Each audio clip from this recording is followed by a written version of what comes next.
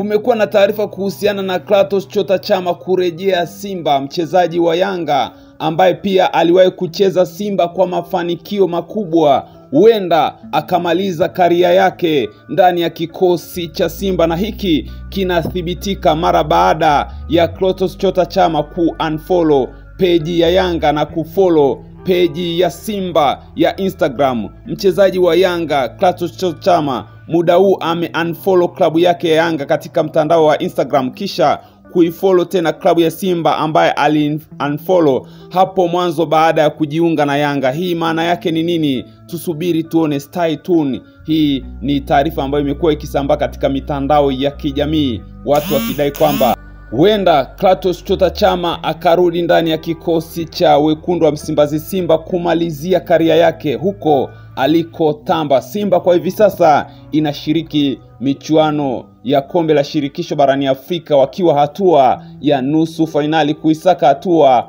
ya finali bila Clatous Chota Chama.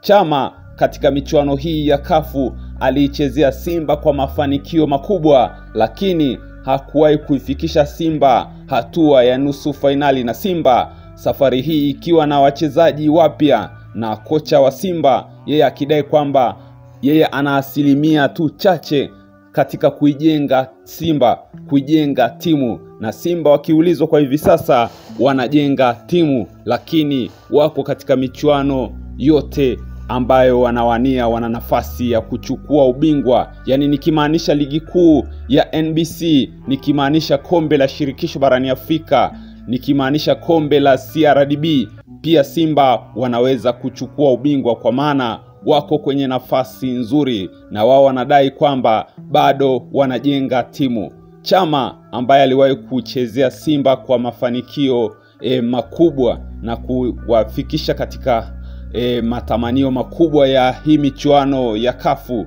leo hii yuko Yanga, ambapo Yanga imeishia hatua ya makundi ligi ya mabingwa barani Afrika kwa msimu huu wakiwa nafasi ya 3. Je, una mtazamo gani katika hili? Acha komenti yako na subscribe kwa taarifa nyingi zaidi.